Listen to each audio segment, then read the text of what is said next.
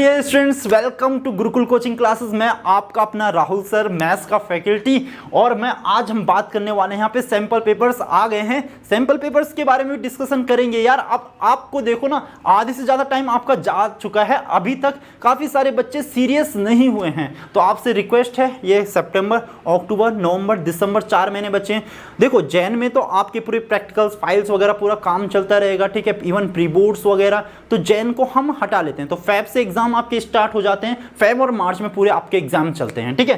तो बच्चे यहाँ पे क्या है, अभी तक एकदम सीरियस मोड में एक्टिवेट नहीं हुए हैं, सीरियस तरीके से प्रिपरेशन नहीं कर रहे हैं जिस तरीके से बोर्ड में प्रिपरेशन होनी चाहिए। आज हम उस चीज के बारे में भी डिस्कस करेंगे और जो आपके सैंपल पेपर्स भी आए हैं इसके बारे में भी डिस्कस करेंगे, ठीक है। आप कहीं से भी ट्यूशन पढ़ते हैं, क्या करते हैं, कैसे आप अपनी प्रिपरेशन कर रहे हैं, तो उसमें आज इस चीज के बारे में भी बात करेंगे कि कैसी प्रिपरेशन होनी चाहिए, ठीक है। सबसे पहले बात कर ले कि सैंपल पेपर से हमें क्या देखने को मिलेगा। सैंपल पेपर्स अभी आप देखोगे तो सारे क्वेश्चन, शायद ही बहुत ही कम बच्चे हैं जिन्होंने अभी तक अपना पूरा सिलेबस कर लिया होगा कंप्लीट, ठीक है। 90% बच्चे ऐसे हैं कि जिन्होंने अभी 8, 9, 10 या 11 चैप्टर कंप्लीट कर लिए हैं। तो अभी आप सैंपल पेपर से क्या देखोगे, किस चैप्टर से किस लेवल के क्वेश्चंस बन रहे हैं। अगर आपकी बेसिक मैथ्स है, आपकी स्टैंडर्ड मैथ्स है, जैसे कि आपने पहला चैप्टर कंप्लीट कर लिया है, सेकंड चैप्टर कंप्लीट कर लिया है, जैसे सेकंड चैप्टर पॉलिनोमियल है, क्या पॉलिनोमियल के क्वेश्चन जो इस सैंपल पेपर में आ रखे हैं, क्या आपसे वो क्वेश्चंस बन पा रहे हैं। अगर बन पा रहे हैं तो दैट मींस आपने अच्छा खासा प्रिपरेशन कर रखा है। अगर नहीं बन पा रहे हैं तो दैट मींस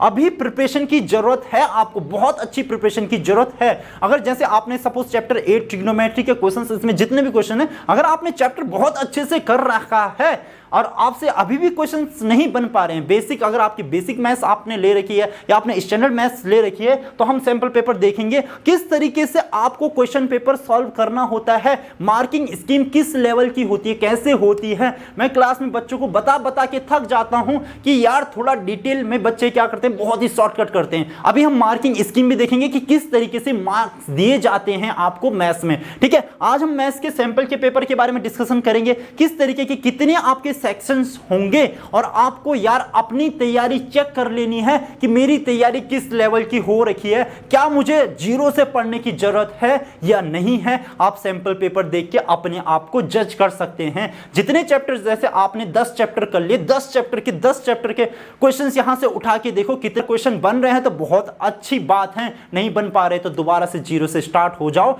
टाइम अभी सफिशिएंट टाइम है, बहुत अच्छा टाइम पीरियड है। 4 से 5 महीने में आप 2 बार बहुत अच्छे से सिलेबस खत्म कर सकते हैं। तो यार आज का डिस्कशन हमारा सैंपल पेपर पे है, तो सैंपल पेपर को बड़े आसानी से, बड़े अच्छे तरीके से मैं आपको एक्सप्लेन करूंगा, ठीक है। बात करेंगे क्लास 10 की, मैथमेटिक्स की क्लास 10 यहां पे मैं चूज कर लेता हूं, ठीक है। यहां पे मैथ्स है। क्वेश्चन पेपर कौन से ईयर के लिए है, 2024-25 के लिए मैथमेटिक्स का है, ठीक है। मैथमेटिक्स का है, यहां पे आपके कितने सेक्शंस होने वाले हैं। कई सारे बच्चों को यही पता नहीं होता कि आपके 5 सेक्शन होने वाले हैं।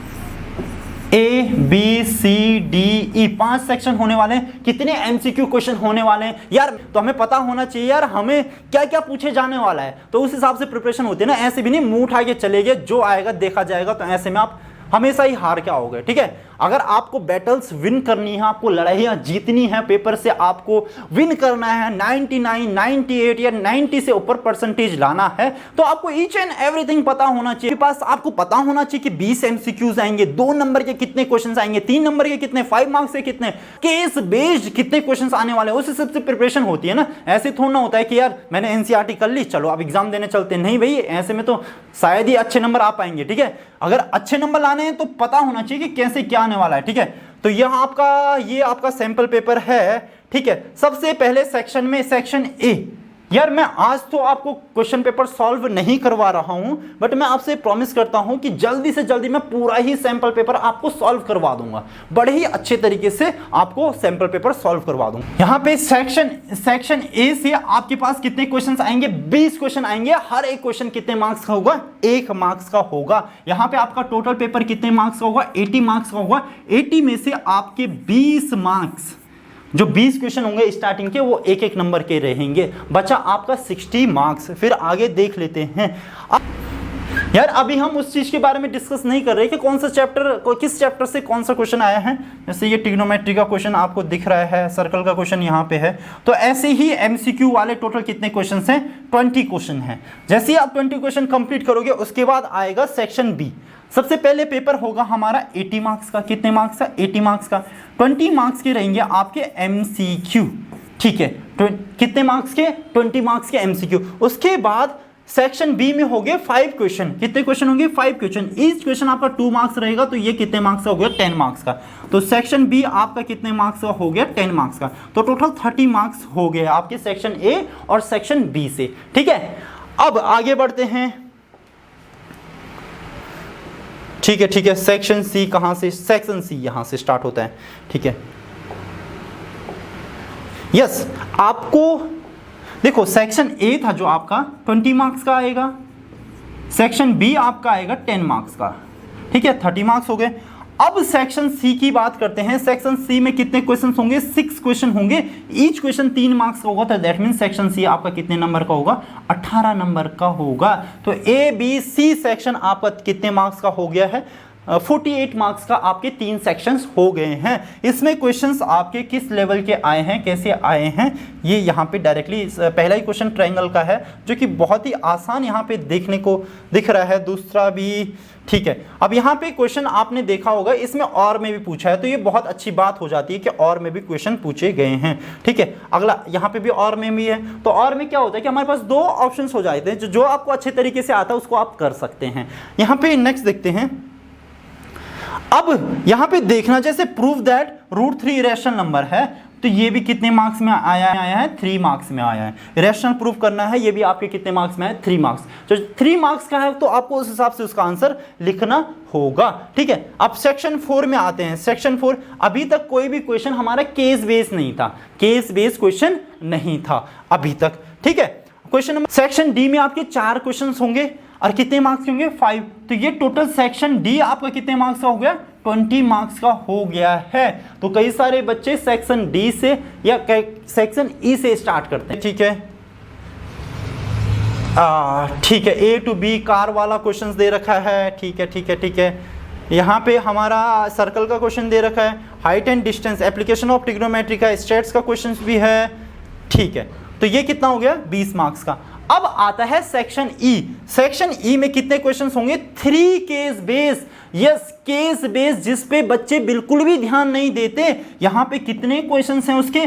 3 केस बेस आएंगे और हर एक case base question 4 marks each, 4 number की एक केस बेस है। तो टोटल कितने मार्क्स का हो गया? 12 मार्क्स के आपके केस बेस से हो गए। बच्चे, केस बेस आपको प्रैक्टिस करना बहुत ज्यादा जरूरी है, ठीक है। तो 12 मार्क्स आपके केस बेस से हो गए हैं। सो 36 क्वेश्चन हो गए, ठीक है। 36 क्वेश्चन हो गए। यहां पे और में भी है क्वेश्चन केस बेस में, तो 4 नंबर का यहां से हो गया।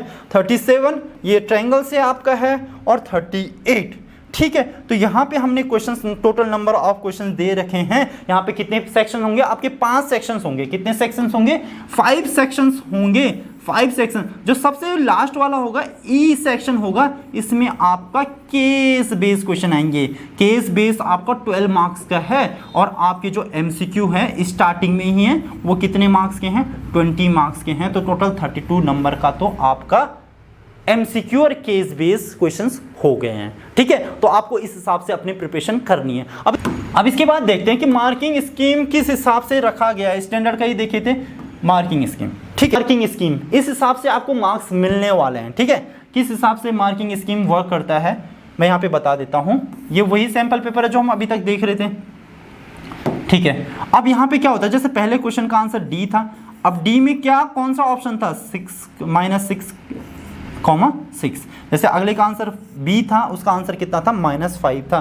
तो ये तो हो गए हमारे एमसीक्यू क्वेश्चन। 20 क्वेश्चन में तो डायरेक्ट आपको आंसर लिखना होगा कि कौन सा आंसर क्या आया, ठीक है। 20 तक 20। अब ये था जो सेकंड सेक्शन था, ये 2 नंबर का था। कितने नंबर का था? 2 नंबर का था, ठीक है। तो 2 नंबर में सबसे पहले यहाँ पे बात करते हैं, ये एलसीएम और एचसीएफ का क्वेश्चन था प्राइम फैक्टराइजेशन मेथड से। सबसे पहले इसको ऐसे फैक्टराइज किया गया, आधा नंबर इसका आधा नंबर इसका। अगर आपने इसको फैक्टराइज सही से किया, आधा नंबर इसका, आधा नंबर आपको एलसीएम के, आधा नंबर आपको एचसीएफ के। तो 4 पार्ट में इसने सॉल्व होना था, तो चारों पार्ट आधे आधे नंबर में डिवाइड हो गए। तो इस तरीके से मार्किंग स्कीम वर्क करता है। ठीक है, अगला क्वेश्चन आपका प्रोबेबिलिटी का है। ठीक है, कुछ छोटा ही क्वेश्चन था तो इसलिए 2-2 मार्क्स में।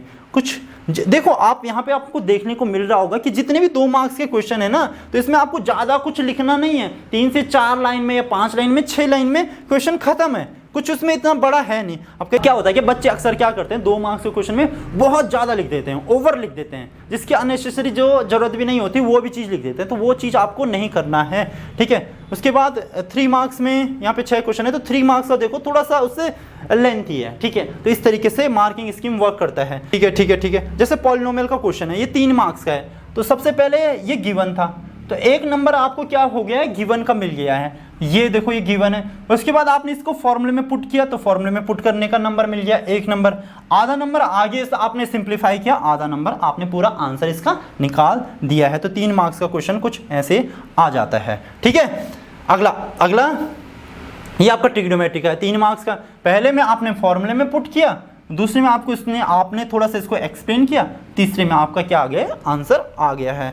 तो इस तरीके से सैंपल पेपर को आपको देखना जरूरी है, और इसकी जो मार्किंग जो इसकी स्कीम है वो देखना भी बहुत ज़्यादा जरूरी हो जाता है। जैसे हाइट एंड डिस्टेंस का 5 मार्क्स का क्वेश्चन है, तो सबसे पहले गिवन के लिए 1 मार्क्स दिया गया है, फिर उसके बाद आपने जो फॉर्मूला लगाया उसके लिए 1 मार्क्स है, फिर उसको एक्सप्लेन किया है। तो इस तरीके से आपकी मार्किंग स्कीम वर्क करती है। तो आपका सैंपल पेपर भी आ गया यार, आप तो तैयार हो जाओ यार, आप तो सीरियस तरीके से बोर्ड की प्रिपरेशन करना स्टार्ट कर दो।